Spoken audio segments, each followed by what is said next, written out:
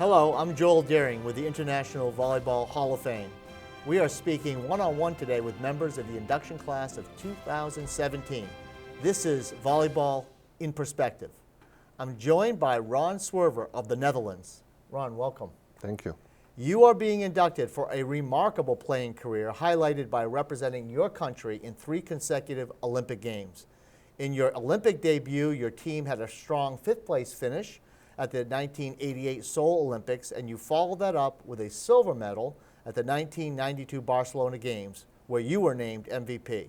Just 4 years later in Atlanta, you and your team prevailed with an incredible 5-set victory over longtime rival Italy, and in that same year, you and your teammates captured the FIVB World title.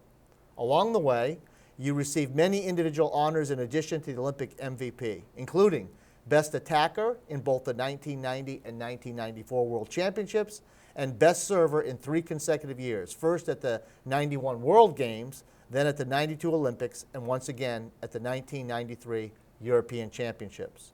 You played a total of 463 matches for your Dutch national team, along with 6 seasons in Italy and 1 in Belgium before retiring in 1999.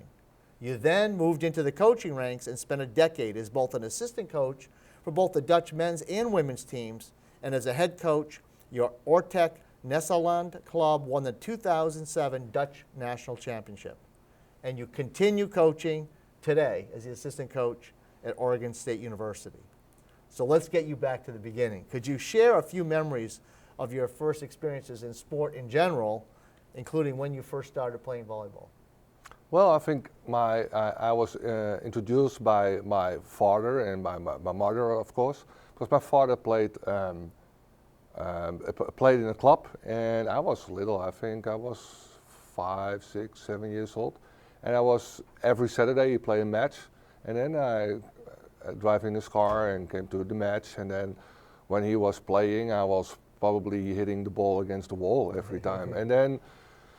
Slowly, I was introduced by the game by my father, and then at 7 years old, that was my first practice. Wow. 7 years old. So that was a game, not 6 against 6, but 4 against 4 with a lower net, and I had a lot of fun. But that was at that moment was only about serving, right? Because it's sure.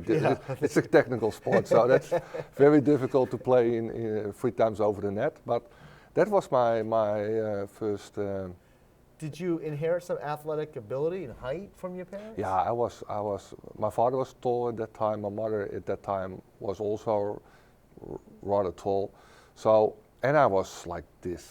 It was incredible. So I was, well, not moving very well, but I was tall, and that is important in volleyball. So. Did you have some sports heroes growing up in maybe any sport? Yeah, in the Netherlands, well, the soccer is big, right? Sure. So. At that time, there was the big famous 3 guys like Rijkaard, Van Basten, Gullit. These are guys were amazing. So that were my heroes. And later on, when I became into volleyball, first of all, I saw some good Dutch guys who were very good, like Bert Goedkoop, Mark Brouwers.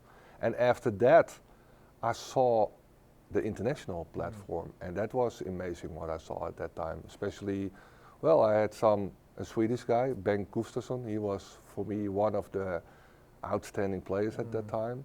And then, well, if you grow into the sports, you meet them finally, and then you look up to them, and that was a big adventure in that volleyball. I wanted to ask you, because you started playing competitively pretty young at the international level.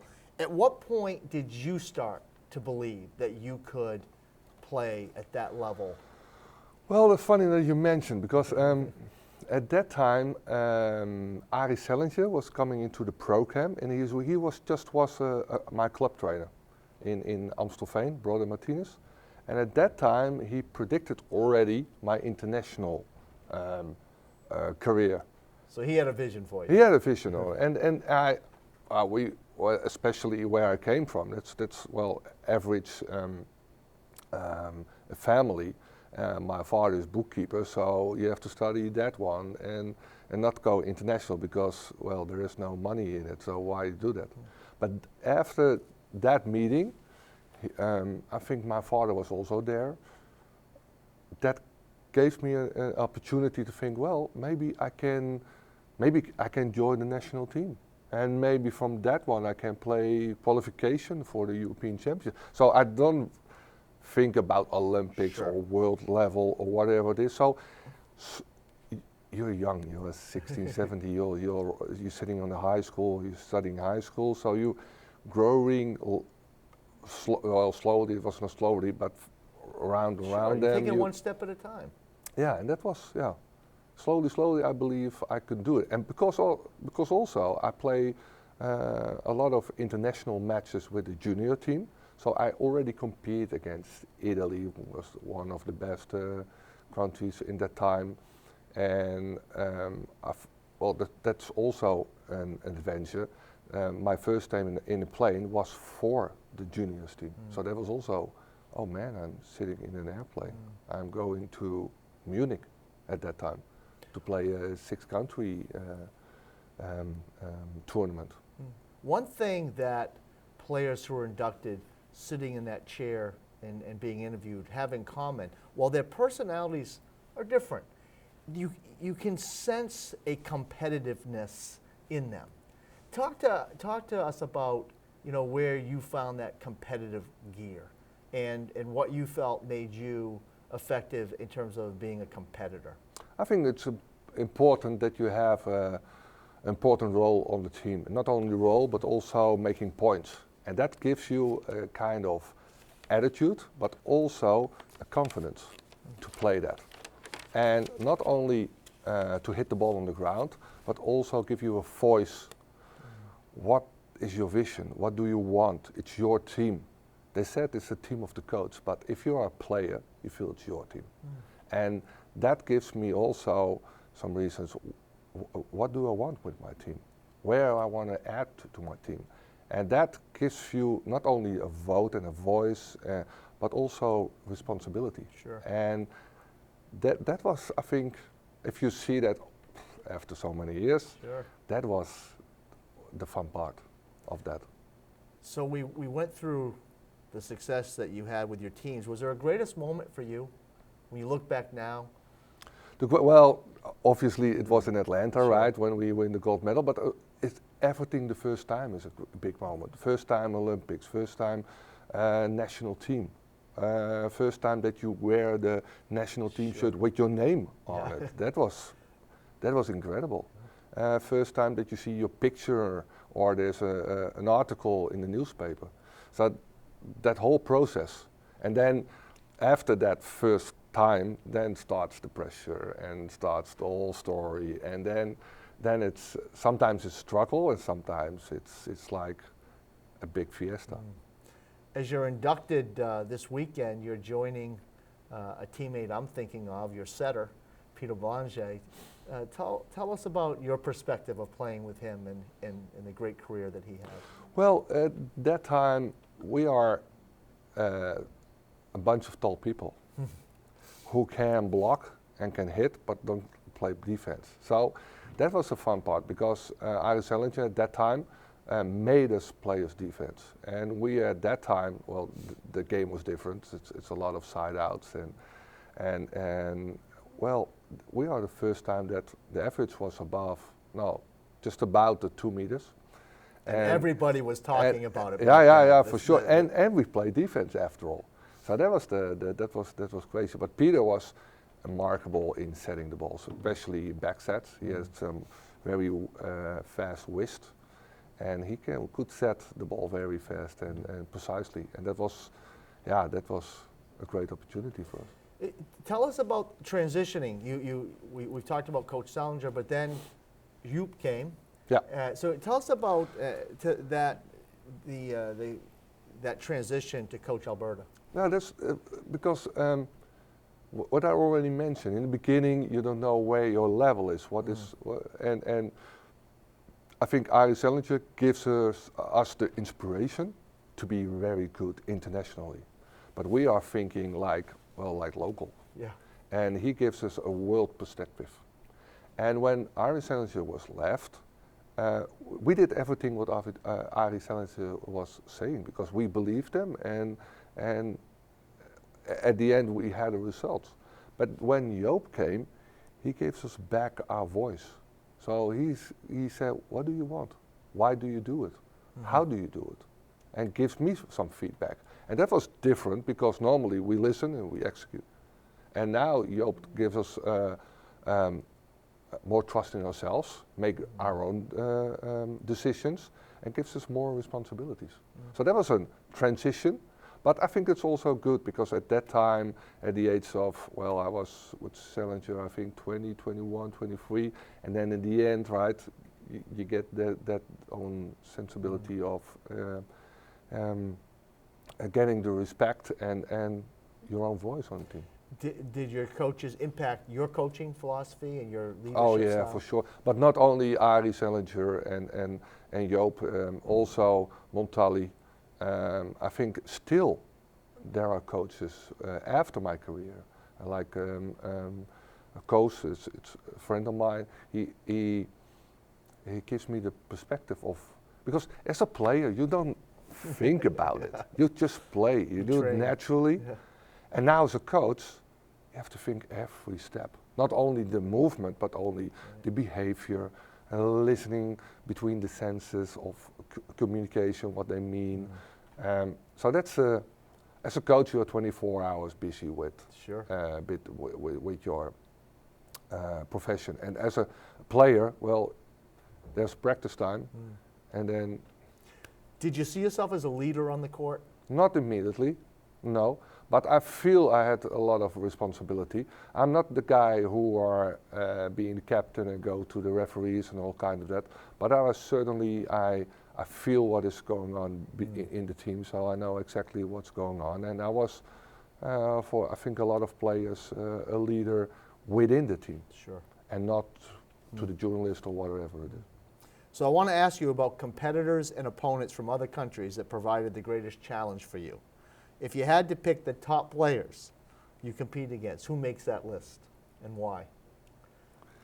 Again. That's tough. Yeah, well, will you repeat the... Yeah, just who are the top players who provided the biggest challenge when you think about individuals on that other side of the net that were just so tough to I think, first of all, I think in my time especially, that was Lorenzo Bernardi. He was the Italian guy who has an attitude of, well, you know it, right? And that, but only on the court. Sure. After, because I was 6 years his teammate in Treviso when I played in Italy. Off court, he's an awesome guy. But the transforming from off court to in court, that was incredible. He had and that was tough to beat him. Especially if we have practiced with him and we do one-on-one. There was a lot of this. Second one, I think about Tandy. That was the Brazilian guy. Was also an outside hitter. He was also he talked a lot through the net. He played in Milano at that time, and I played the first time in Treviso, and we played there for the championships. And that was hard because every time he was little games between the games. So that was fun. And I think also, well, the mythical one, it's Kvaratskhelia, right? Yeah. I had the opportunity to play him a few times. In '88 was the last time. We lost against USA 3-1. I remember that. And then, well, it's phenomenal, right? Yeah. What he's doing. Amazing. What do you see as the biggest changes today in volleyball when you go back and think, right? I mean, there's been rule changes and now you're coaching, but you know, what maybe was there a significant change that you experienced as you were playing the game? And also, where do you think the sport's going? All right, well, at my time it was, well, higher, not so fast. I think we hit it hard, but the ball wasn't that fast. So now, the 9 meters of the net is 9 meters. Yeah. And what we did is a lot of combination. So I miss at this stage, I miss a lot of combination. It's just the outside, boom, boom, boom, it's over. And I miss the funny stuff. That's the way I love volleyball. Yeah. The creativity. The creativity. Yeah. There's not so much creativity. And I hope it will be back because that gives you a lot of. I mentioned that what I want to see is three-dimensional volleyball. So and that means fast, but also behind that is for me the combination play. That's what I like, and well, the players are more athletic, that's for sure. They're not so tall anymore; they're smaller. And that fastball coming at the low set, coming out of the back row. Yeah, that's true. And where it goes in 10 years, I hope, that's what I hope, that three-dimensional volleyball is coming back.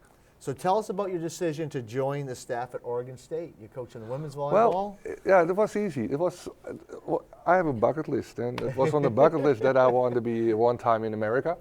I play here, of course, and I know the facilities are amazing. And well, there was an opportunity, and then I called, and they called me back, and we are having a conversation in Amsterdam at that moment. And well, let's try it. And now I'm here for 2 years, my second year. But I love it. It's different. Yeah. American volleyball is different. What I don't like is there's so many rules there are, and they specialize so early. Yeah. And what I also not like is you have to the whole recruitment story. You have to pick them if they are 15, 16. They're very young. And they're too young, I think. Yep. Too young. But well, that's the system. We cannot change it. That's a trend, and that's how it goes. Yeah. So what does the future hold for you? I don't know. I'm living in the sports world, so you don't know what. Today you're a hero, tomorrow you're the loser. So you don't know. But I hope I can extend the program of Oregon State. Yeah. That's my, because I love to work with young talented people. I see them growing, not only in volleyball, but just life. And I will give them my piece of that. I like the staff there in Oregon State, but still, you have dreams, right? So maybe I want to be also a head coach somewhere. Sure. At a college, or I go back to Europe and be a head coach of a national team. And well, my biggest dream is being a head coach of an Olympic team. Sure. But you never know. Well, final question. How do you feel about being inducted into the International Volleyball Hall of Fame? Oh, that was amazing. I think I don't know how many months ago I read that letter on the email, and then, wait, I have to read it again. So that was great, because I know that I'm the third Dutch guy who were inducted. First of all, Peter Blanc, Joop Alba, my coach. And I'm very honored and humbled to be here. If you see all the names on the, oh man, that's incredible. So I'm just, especially these days, I'll be awake with a big smile and I go to bed with a big smile. So yeah, that's very great to have that. So many people are doing a lot of work to get this done, and I'm here in the city of where volleyball is invented. So that is where it all began. Where it all begins. So well, we want to congratulate you. Thank you. And thank you for spending time with us. We've been speaking with International Volleyball Hall of Fame Class of 2017 honoree RONALD ZWERVER. This is Volleyball in Perspective, and I'm your host, Joel Daring. Thank you for joining us.